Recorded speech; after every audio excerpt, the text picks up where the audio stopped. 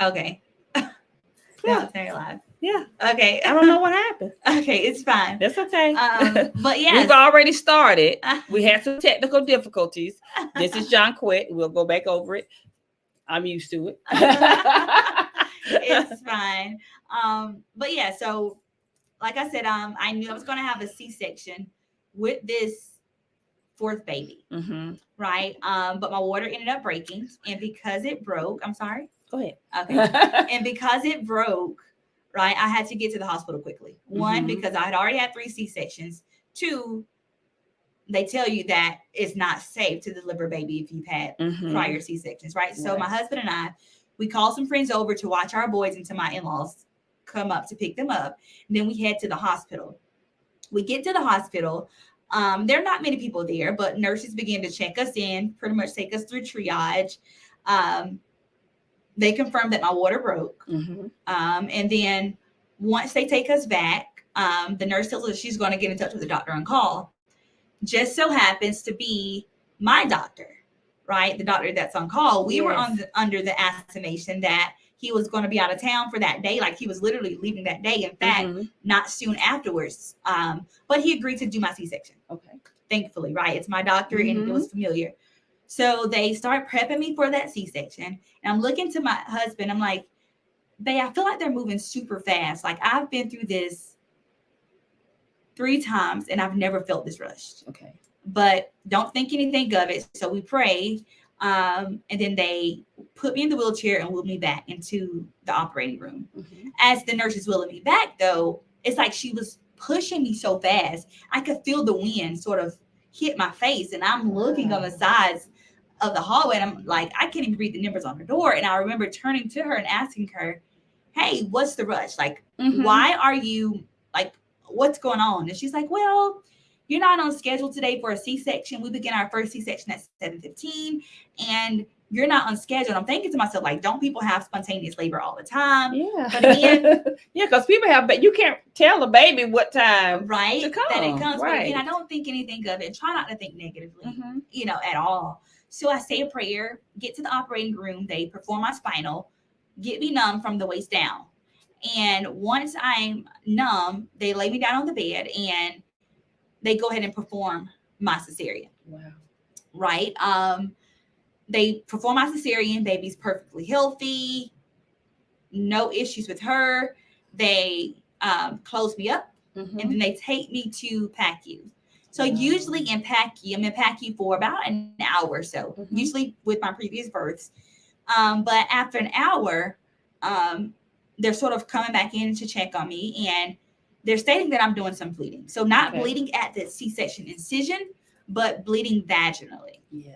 And that's what usually happens when Black women have the mortality rate. Women bleed out. Yes. And so I was having that bleeding, but here's the kicker. It wasn't on an emergent basis. Like my vitals were good. I was talking normally. No other signs just besides the bleeding. So nothing, like I said, emergent. And they even reiterated that it wasn't emergent. So I have nothing to worry about, right? Wow. But I ended up being in there for about 3 hours in PACU. While I'm in PACU, they gave me like 2 shots in my thigh to try to stop the bleeding. But again, it wasn't like a heavy flow. So it wasn't really anything done pretty quickly. However, 3 hours of being in the PACU, my doctor comes back. I guess apparently he had left the hospital. I'm not exactly sure what happened, but they said that he's coming back. So they called him back. And when he comes back, they just say, well, he just says, hey, Jonquettte, unfortunately, you're bleeding a little more than we'd like for you to be bleeding. So we're going to have to do a hysterectomy on you. Wow. No really explanation except that's what's going to stop the bleeding, right? And because my doctor said that, right, that's what's going to stop the bleeding. I had already heard so many scary stories about women bleeding out. Yes. Right. So I need you to stop the bleeding. And they tell my husband the same thing. And of course we agree, okay, well, this is what's going to stop the bleeding. Sure. And let me say this, with Black women, the fix all is let me give her a hysterectomy. Absolutely. No matter whatever female issues that Black women have, it's hysterectomy. It's a hysterectomy. And so many women have hysterectomies and they don't have to have them. Absolutely. And granted, I'm 28. Right. Right. At the time, like you're giving a 28-year-old a hysterectomy. Right. So they actually, decide to put me to sleep, take me back to get that hysterectomy. And during this hysterectomy, he calls another partner of the OB office to come in to perform that hysterectomy. Do you want me to? You good. Sure. You want to put this on? It's shared. Okay. I was just checking. But yeah, they come back and they perform my hysterectomy. And it takes about 2 hours for them to complete that hysterectomy. However, in those notes, right, there's just a note that says there was oozing in the lower uterine level. So technically, prior to doing a hysterectomy, like hysterectomy should be the last resort. But they jump from A to Z prior to doing a laparotomy, right? A laparotomy is where you're supposed to go in, see what's going on, and then make a decision. But they had already made the decision before. Like we said, this is an issue that we see a lot with women of color. Yes. Right? They just automatically assume that this is the direction to go. Right. And then I want to just reiterate, with Black health and Black women with Black health, we have been preconditioned. Whatever the doctor says, we believe them. We don't question the doctor because we put our trust in the doctor. Yes. So, and that's what happens a lot of times. We don't question, we don't second guess, especially in your predicament. You're bleeding out. Yes. So you are trusting your doctors and that staff to make the best decisions for your health. Absolutely. And like I told you, I'm one of those people. I do everything by the book. So I had already educated myself on all of this stuff, right? And I know that if someone's bleeding, then that could be serious, right? So of course, if he's saying this is what's going to stop the bleeding, he has a lot more knowledge and expertise in this, then of course we trust him, right? Yes. So, but like you said, it's a different story when you're laying on that bed, right? And you're the one bleeding out. So just so many things to just think about and ponder on. But, they did that hysterectomy on me, closed me up, and then apparently they left. Again, he was going out of town for Thanksgiving. So I'm in PACU now again for the second time. It has now been about 7 hours since I had birth. So I haven't even met my baby yet. Wow. And I'm in PACU this time for a second time. And a third partner of my OB comes to watch over me. So him and the other partner who did the hysterectomy, they had left. And a third lady comes to watch over me. And while I'm in PACU with her, my hemoglobin goes from a 13 to a 3.7, which is critical, meaning that I just basically bled out. Yes. And typically, right, I've been bleeding since I gave birth. Then you guys did a major surgery to supposedly stop the bleeding, but I'm still showing signs that I'm bleeding, including losing all of my blood, right? And on top of that, I had tachycardia. Wow. But instead of them now taking me to get a CT scan to figure out why I'm bleeding, she instead just gives me 2 bags of blood and sends me in the room with my baby and my husband after 4 hours in that PACU with her. Wow. Yes. So they not checking to see what's going on. Why are you continually bleeding? Just give you blood. Yes, just gave me blood while I'm actively bleeding. Right. So they take me into the room, and while I'm in the room, I'm in labor and delivery now. And it's now been probably close to almost 11, 12 hours, right, since I gave birth. That's the first time I technically see my baby, but I don't really see her because I'm not even able to hold her or anything. I'm still under that anesthesia coming off of it, but you can hear the machine going off every 15 minutes, right? Saying that my heart rate is going higher and higher. It got up to like the 150s, I think up to 168. The highest. Your resting heart rate should be anywhere between 60 to 100. Yes. I'm literally laying flat and my heart rate's that high. On top of that, I'm continuously bleeding. My belly's getting bigger and bigger.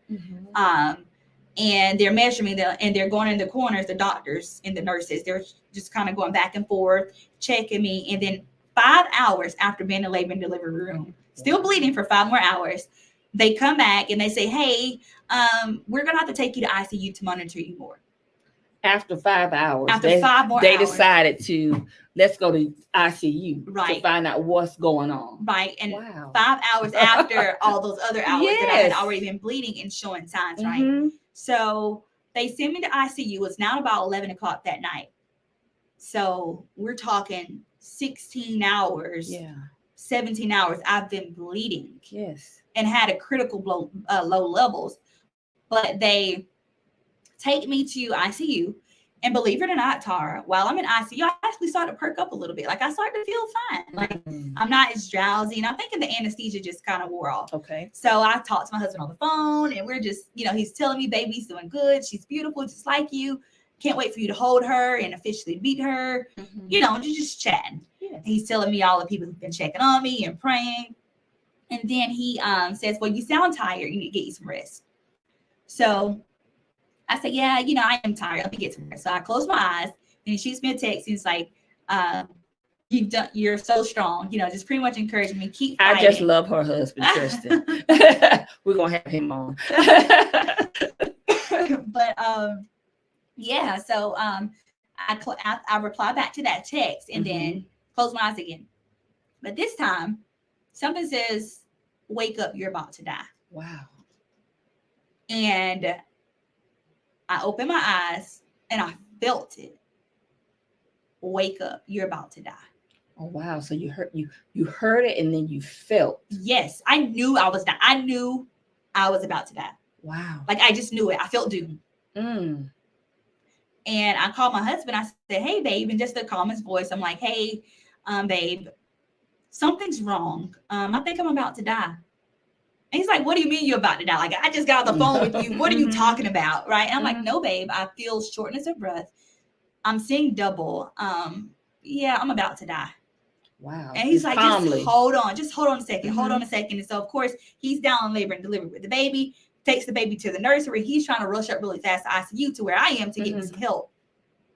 But apparently a nurse overhears me in ICU and she comes in and she says, and granted, the machine's now going off in ICU again. Wow. So it's beeping really loud because my heart rate has went all the way up again, right? Signs that I'm still bleeding or I'm actively bleeding. And she comes in and she's like, what happened? Did you watch something scary? Like, why is your heart rate up? Did you Google something? And I'm like, no, ma'am, I didn't watch anything scary. Wait. So your heart rate has been up this whole time. Yes. You're in ICU. And because she hears you talking to your husband and the machines are going off, she comes in not to check on you to see why the machines are going off, but she asks you a question. Have you watched a scary movie? Yes. That's crazy. That is very crazy, right? I mean, you're in ICU with your actively bleeding and your heart rate has been elevated for the last 5 hours, correct? Yes. And the machines are going off and the nurse says, what did you do? Yes. She asked if I had Googled something or if I had watched something scary to make my heart rate go off. And of course, tell her, no, I didn't. And she sees that I'm on the phone with my husband and she gets the phone and she says, we're going to call you back. And they hang up the phone on my husband. And by this time, he's already rushed up to ICU. And in ICU, they basically shut the door off on him and tell him he can't come back. Because as soon as you hung up the phone, the machine started getting louder. And this time it wasn't even stopping. There wasn't a break in between. It was just going off. And I remember looking at the machine and I'm seeing my heart rate go high, right? My heart rate's really high, like 150s again. But I see my blood pressure going down. Wow. Which meant my heart was trying to beat really hard to keep but it doesn't have any blood to beat right at this point. And I remember thinking to myself, I'm dying. Like my body is really shutting down on me. Like I'm about to die. Wow. And I remember hearing nurses and doctors all flock in and they're like, she's dying. Get the intubator. She's dying. She's crashing. And they're just sort of panicking. I could just see them. And then, but in my world, right, I see them moving fast, but it's like everything's moving slow. Wow. Like a frenzy type movie, right? And I remember saying, well, if they're panicking, they can't save me. God, I need you to step in. Oh, so that's when you start calling on. Yes, God. Yes. I needed to, right? They had already let me bleed out this long, right? Wow. To this point where I'm dying. And it's like, Tara, I was in my right mind. But I knew my body was shutting down on me. Yeah. Like I knew my body couldn't do anymore. And my brain is like, Lord, somebody do something. Yeah. Right. And I just started screaming to the top of my lungs. And I'm like, God, please don't let me die. I have my baby, my husband, my children, they need me. And I'm just begging God. I'm like, God, I'm only 28. Like, I don't want to die. I have my whole life. I'm just begging him to the top of my lungs. And meanwhile, the doctors and nurses are just screaming, get the intubator. Because they had to intubate me because I was dying. Yeah. But ultimately got to a point where I hurt so bad. And the best explanation I can give of the type of pain I felt was like somebody drove an 18-wheeler on top of me and parked. Oh, wow. And I hurt so bad. And I said, well, God, I'm tired and I'm hurting and I don't want to hurt like this anymore. So do what you got to do. So you just kind of, the pain made you almost give up. Yes, I couldn't fight. I mean, it hurt. Like I was tired. Yeah. You know, I had already dealt with screaming and I just said, God, do what you have to do. And I blacked out. Wow. Here's the kicker, right? When I blacked out, I woke up. And when I woke up, I was in this beautiful field, like green grass and all that, right? And I knew I was just in the hospital. Okay. And the thing is, you know, I always thought that if you died, right? You know how you hear about these near-death experiences? You hear various stories, right? I've heard of some people, you know, give similar encounters to what I experienced, but you know, some people say they saw Jesus. Right. I didn't. Okay. I guess it just wasn't my time, it right? Wasn't your time. But I did Praise not God. see the Lord, right? I did not see him, and nor did I see like these clouds, or I just thought we would be floating with wings, like angels. You know, I just had all this whole image of what this would look like, right? But I actually woke up and I was in this field, and in this field, there were like trees, and I couldn't see water. Wow. But it's like I could hear it like streams of water, not like an ocean or waves, but it's like streams of water. And I could see like flowers, and I saw like hundreds of thousands of people out in this field. Wow. And I just remember looking out like, what in the world? I mean, all different colors, shapes, sizes, all God's people, right? Wow. And then I remember looking at my body. I'm like, well, I just had a baby. Like, why is my body this perfect? Wow. Like, I felt light as a feather. And like all of my senses were heightened, and I could just smell the air, like a crispness, right? Yeah. And I'm like, where is this place? And I remember looking back out of that field a second time, and I saw two of my uncles who had died. And I said, well, if I know they died and I went to their funerals, then that meant I died. Yeah. So you were conscious. You knew, you could smell. You said your senses were heightened, and you were conscious. So you just didn't die and just didn't know where you knew that you were not, you were just in the hospital, and now you're in this place, and you can smell, you can see, and you saw your uncles who had passed, and you were conscious. I was conscious, like I'm talking to you right now. Okay. I couldn't be any more conscious. Like I knew who it was. I knew everything. I knew my children, my husband. I knew God. Like I knew there were people out in this field. I spotted my uncles. Like I was in my right mind. Yeah. But I necessarily wasn't in my body. Yeah. Right. And I just remember saying, like, God, how could you let this happen? Like, I tried to live a great life. You know how we get. We just, anytime anything bad happens to us, we start questioning. Why, God? Why? And I was just having that moment, like, God, why would you let this happen to me? Like, I strove to do good my entire life. I was trying to be the best child, the best wife, best husband. I mean, best mom, all of that, right? Be the best wife to my husband, all these questions. And I just said, well, God, who's going to take care of my children? Who's going to take care of help my husband take care of them? Who's he going to marry? I had all these thoughts. Who's he going to be? You know, like nobody's going to love my husband like I love him. I had all these crazy thoughts, right? These womanly thoughts. Yes. But it got to a point though where I had all those thoughts, and all of those thoughts, it was like a million thoughts in 5 seconds. Wow.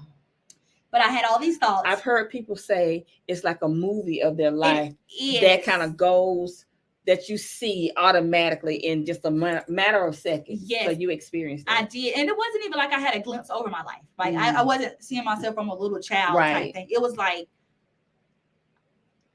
it's like the people who were the most important to me, my babies and my husband were top of mind because I realized I had left them. Yes. So even the talks, like I even had a thought like, does my husband even know where our insurance policy is? Wow. Like who's going to cook dinner for them tonight?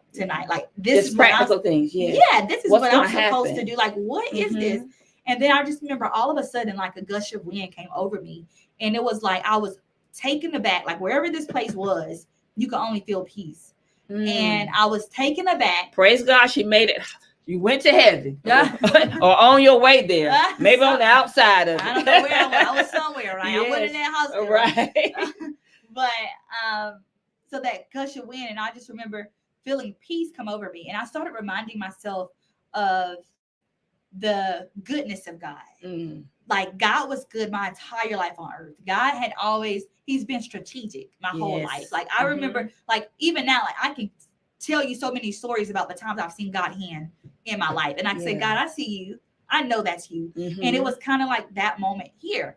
I was like, God, you're strategic. You know what you're doing. And I'm like, and not only are you strategic, but you have great plans for me, plans to prosper me, plans not to harm me. So even though I went through this, even though I've died, right, I've crashed, I'm intubated on life support, right, I've bled out, you still have good plans for me, even if it's not the plans that I wanted for my life. Because God's plan is always a good plan. It is. And I started speaking that to myself, and I remember. So ultimately, you started praising God. I did, for who He was and His sovereignty. And even though I couldn't comprehend or grasp what God did, right? Even though this is completely opposite of the life I could have imagined for myself. I trusted Him because He has never failed me. Right. And so in that moment, I gave my children and I gave my husband back to God. Wow. And I said, God, I surrendered them back to you. I said, I have plans for them, God, but your plans are better. I said, I trust your plans. And I did. I gave it to God. And I started walking out into that field, And as I'm walking out, I saw my mom. Wow. She was the only person there who was not acknowledged me. And I always thought I would, when I see my mom again, my mom passed away a few years back from cancer. I said, I always knew she would hug me and kiss me. And I would just, we just miss each other, but she didn't. It was like she was looking off in this field and she gave me like that mama stare. Like, if you're like acting up in the store or something, and mama just give you that look, like she gave me that look. She's like, don't you play with me. Wow. She didn't open her mouth. Everything that, even when me saying I'm talking, it's all cognitive. Yes. Nothing's verbal. Yes, that's right. Not opening my in mouth the spirit realm, and I'm going to throw that in. In the spirit realm, we don't use our voice. We use our voice, our conscious spirit. I'm telling you, Tara, it was cognitive. It's cognitive, but you don't use your words. These words. Yes. You talk. And that's a whole nother podcast, but we won't get into that. But go ahead. Yes. So your mom looked at you. She gave you that look like, girl, don't play with me. We all know that mama look. And what happened after that? She gave me that look, and I knew what she was like. Go back to your husband and your babies. Mama had only met one of my children. She had met the other three. So the fact that she said babies, I still have a million questions today, right? Wow. Probably won't ever get answers until I go back to that place, right? But the fact that she said babies, I'm like, Mama only met one of my children. Wow.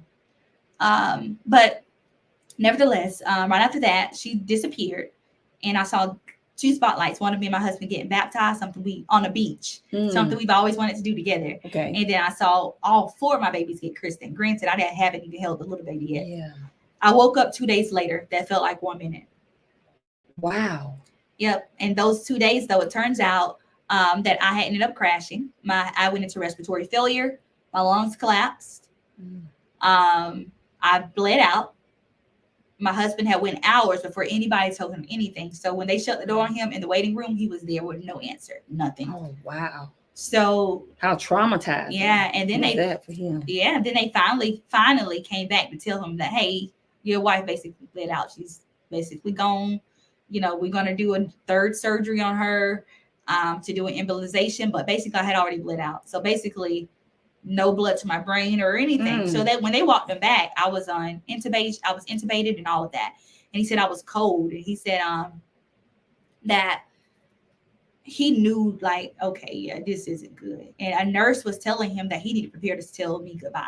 Wow. So they had him sign papers, basically like, she's gone. She's gone. Wow.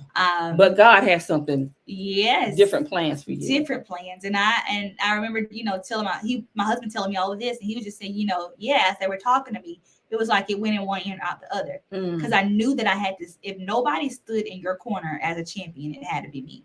Wow. And he said, and I knew that I was going to fight. Even if you died, you couldn't die.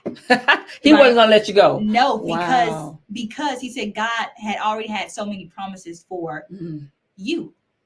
So let me just say this. Let me just kind of reiterate. Okay. You said you died and you questioned God, but even after you question God, you start praising God. Yes. Your husband not knowing what's going on. You died, you going on, you crashed, your husband there, he doesn't know what's going on. No, he didn't know what was going on. But yet, because of his faith, he said, look, God, she can't die. No. I don't know what's going on, but she cannot die because of the promises that God had already promised you to. Now, let me just share this. Joe she was 28. I'm 29 now. And she was 29. Now, this is not, she sounds like she's, in her 40s, but she is very young. And the faith that you and your husband have, the relationship with God, and I want to say the faith that you have in God and the relationship that you guys have toward each other, but also your relationship with God has brought y'all through this tragedy. Absolutely. I only know it's the faith, right? I think any drop of unbelief, right, or no trust in God, I think I would have died. I mean, I'd already went on, right? And any story you hear about a Black woman bleeding out, they die. Well, you died. You know what I'm saying? And we had difficulties at the beginning of this podcast, but it says CDC says 75% of the mortality rate, the reason why women die in during pregnancy is because of bleeding. They bleed out. Yeah.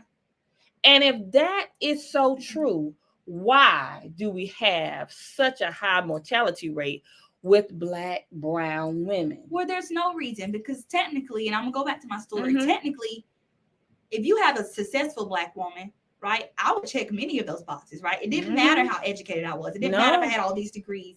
Didn't matter if I was a great mama or a great wife.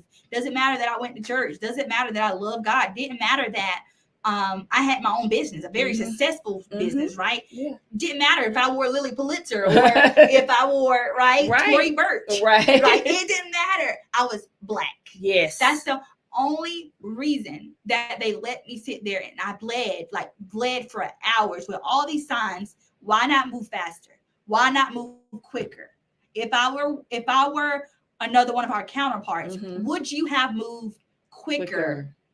Right? Yeah. Instead of waiting until I go into hypovolemic shock, waiting until I bleed out, right, before you finally do something, as what people say, a CYA, right? Yes. To cover your behind. Right. To say you did something, but no, you wait until I die. Right. Right. And then the nurse, knowing that your stats are off and their machines are going up, and she comes in and asks you, did you watch a scary movie? Yeah, it gets worse. So let me finish. Go ahead. So basically, okay. So yeah, it'd been 2 days. They told my husband, tell me goodbye, that kind of thing. But my husband said he got to a point where he went back to the room, because while they were doing that third surgery, they said they had told him that the reason I had bled out, it's not just from neglect, right? Of all these hours, they let me bleed out, but my doctor cut my artery. Wow. So not only did you cut my artery, but the staff and your partners are sitting there watching me bleed from that accident or mistake that you made, right? Yeah. All these signs. And they tell him that he cut my artery, so they're going to go in and do a third surgery to embolize that artery. So while they're performing a third surgery on me, they tell him that not to expect me to make it, because I had already lost all my blood. But he goes back to that room and he starts to pray, and he says, God, if my wife dies, you're a liar. Wow. And he says, but I know you're not a liar, so she can't die. And so he started already proclaiming that I'm healed. He kept saying, thank you, Lord, for my wife's healing. Thank you for my wife's healing. Even though they had already had him sign those papers and told him that I was basically gone, right? He trusted God. He did, and he had to. He stood on that faith. And by the grace of God, I'm here today to tell you guys this story. Now, here's a few things, right? So the recovery was really rough. I spent all last year and still recovering, still going to doctor's visits, still now having issues mentally, physically. It's been a lot, right? But in the beginning of last year, for months, I went home with a belly like I was pregnant with 3 babies, but that was blood. I had over 3 gallons of blood in my stomach. Wow. So I had to be on a walker. I couldn't take care of myself. My husband had to take care of me and 3 children and a newborn baby. Right? And so it was a lot. And then not only that, did he have to do that, but I ended up getting a series of medical diagnoses after that. So I ended up getting Sheehan syndrome. Wow. I couldn't produce the milk, where I'm usually an overproducer and breastfeeding my babies. There have been one point in time I was sending milk to Florida to help women who had breast cancer, right? Who couldn't feed their own babies. I made so much milk, but this time I didn't make a drop. Oh, wow. Because my body had went through so much trauma. Yeah. Not only that, but I had diabetes insipidus, and meaning that I didn't have enough blood going to my brain. So my body, my pituitary gland wasn't functioning the way it needs to. I went through months of just peeing out blood. And like I said, I was on a walker. It was a lot. Gosh, it was a lot. But we made it. Like, I'm here, and I'm so glad God has me here to share this story, to talk about it. It's still kind of hard for me a little bit sometimes to talk about it. It's almost like peeling off a scab again. Like, it's a lot. Sometimes I have triggers. Like they were making one of my boys were making like a sound on the table, and I was just thinking about being in the ICU and hearing that machine going off. Wow. And I almost got sick to my stomach, like I had to puke. Oh, wow. Right. So I have triggers. Like, it's been a lot. So but mentally, this has really had a huge weight on you. Yes. Physically and mentally. Yes. And also spiritually. Yes. And I have went through my moments of asking God why. Yeah. Why? And I'm not even going to say why not me. I'm not even going to say that, because I would rather not have went through this, right? Rather not have went through this. But I'm learning to say I don't understand God's ways. And one thing about this situation too is that nobody gave me answers. Eventually, I was dismissed from my OB's practice. Turns out, after looking at my records, a fourth partner of my OB, another woman. What do you mean you were dismissed? They told me I couldn't come back. After they killed you? Pretty much. Oh, wow. Okay. And so they turned out that a fourth partner of my OB was looking over me in the ICU, another woman. So it was 2 men, 2 women. But this woman, they asked her for my records. She's looking after me in replacement of my OB who's out of town. And she says that she doesn't have access to my records. That's odd, because I went to your entire practice for my pregnancy, so you should have my prenatal records. All records are electronic. Yes, right. Not only are they electronic, but if you're overseeing me, how are you working on me with no records? Correct. Right? Or looking after me with no records. And then 3, the kicker is y'all's practice is within the hospital. Go to your office to get my records and help a critical patient, right? Yes. Help these nurses and doctors, help me, right? If you're looking after me. But she said she didn't have it. They put on my note to my records, MD was no help. Wow. So they said she didn't help at all. Wow. And there were a few other things that they noted, to kind of say, like, this is what went wrong. They didn't do this. So it's just been a long, arduous journey. I would say I did meet with one of the doctors, not of the OB practice, not of my OB practice, my OBs, but who were there present at the hospital that day. Okay. And he sort of gave me a little insight. He said there are 2 things he can't understand. One, he can't understand how they closed me up with a cut artery. Yes. And didn't do anything. He said, because you didn't just have a nick, you had a cut, like a chop.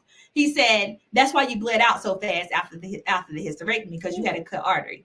Then they took you under for another surgery with still bleeding. Yeah, didn't check to see why you were bleeding. Right. And he said he don't understand it. He's like, it's a garden hose and they chopped the hose. Wow. Right. He said another thing he can't understand in all of his years of practice is that what kept me alive for so long. He said, you bled out. Wow. And he said, I don't know. So you're a miracle. He did. And that's the funny thing. You are a miracle. He was like, they brung you out to me. You're a dead woman. He's like, what do you want me to do? She's dead. Like, I can't. What can I do with dead? And he said something changed his mind. And I was like, so you're saying I'm a miracle? He's like, well, I'm not saying it's a miracle, but I'm saying all the odds that could have been in your favor were in your favor that night. So I know God's hand was there. I know even over him. I know that. Oh, wow. Right. So I'm just so grateful to just be here and share this story. Yeah. Yeah. And I know that's a lot. It's a lot. So well, I know it's more to it. Yeah. It's more to it. That's the short version of it. Because you've written a book. I have written a book. Pencil Purpose. I have. So tell us about Pencil Purpose. I know it shares your story, not just your story, but also your husband's story. Yes, he has a whole entire because you went through this ordeal, but he went through it also. Absolutely. And it's an entirely different perspective, right, from my husband. The stories, of course, are the same, the matchups, right? But his perspective and his thoughts, that's all, he wrote all of that in there. So Yeah. So yeah, Pencil Purpose. I wrote that last year, towards the end of last year, and I wanted to release it on my 1 year anniversary. Yeah. Thanksgiving, we celebrated my daughter's first birthday, and She's so pretty. she is our little Nala Rose. And I also celebrated a birthday for me. Just like a new chance at life. New chance at life. So we both turned on. Yes. And then we had a release of our book, Pencil Purpose. And so tell our listeners, how can they purchase the book so that they can hear your story that you've written in the book, and also your husband's perspective? So basically, you could go to Amazon, and you can type in Pencil Purpose, the book, and you'll see my name. It's a white book with a pencil on the front and a beautiful little heart. You can go there, or you can go to my website, Jonquettte.com. Jonquettte is French pronunciation, and it's spelled JONQUETTE.com, and you can purchase a signed copy from there. But yeah, Amazon, Books A Million, Barnes and Noble, you can find the book anywhere, even ebooks, you can find it. So Jonquettte, we just don't have enough time in this podcast for you to share your entire story. But I'm so grateful that you shared the little bit of the story that you did share. So of course we're going to have to come back and have a part 2, and have your husband on to share this ordeal, because you're still in it. You are still in this ordeal because you made it. I do. By the grace of God, you are sitting here today to be able to share your death and resurrection. Absolutely. And I had to do so, even though there are moments where I'm like, okay, I just want all this to be behind me. I want to be done. Right? I don't want to think about this. I could just hear, like, I could just feel, let me say, I could feel the push and the encouragement, like all the women of color, specifically Black women, right, who have died and don't have a voice, right? Their children don't have a mom. Their husbands and spouses and partners don't have their significant other.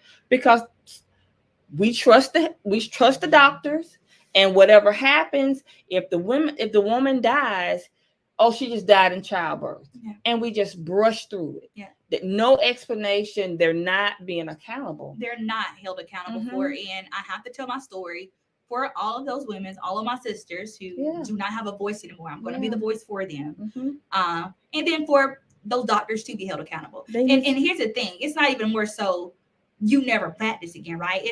We understand things do happen, right? But nothing will change until you be accountable for your actions. Period. Right. So and that's just admit something went wrong. How do we be better for your next patient? For the Black woman. Absolutely. For them to take better care of us, of the Black woman. Absolutely. You were one of the ones that made it by the grace of God, and we are so grateful that you're here to tell your story, to be here with your family, but also your husband. Not just the women you've been a voice for those women that didn't make it, but those families, those children that lost their mother, that their life was changed tremendously because of someone was not accountable for their actions, or they didn't act fast enough. Care for them. They didn't. They neglected them. They neglected them. Yes, like they did you. Absolutely. Why is your heart rate so high? Did you watch a movie and you're in ICU? With So listen, you guys. I can just sit here all day with Joe, but of course we cannot. And we did have some technical difficulties initially when we got started. So I'm gonna have you back on. Okay.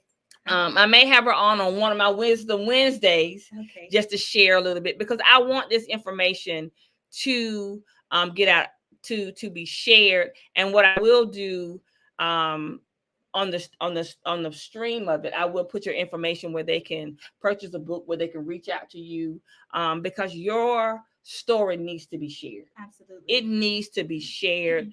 And I believe, and I've said before, this is bigger than you. Yes, it's not just my story. It's our story. It's our story. So you guys, listen, this is Let's Talk Tara. This is my podcast. I want to thank you for joining us here today. Remember that we're here live every fourth Saturday of the month. I told you guys I had some great things coming for 2024. We may be coming on a little bit more than every fourth Saturday, but I want to be able to share real stories.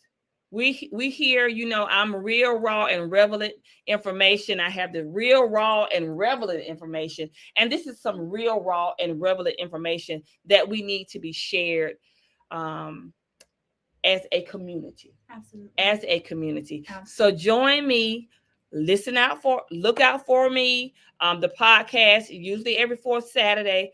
But we may be having some more. We have some things planned for 2024 that's coming up. Make sure if you have not already subscribed to my YouTube channel, do so at Let's Talk Tara. You can find me at Let's Talk Tara, because I'm going to have Jonquettte just come on again and share her story.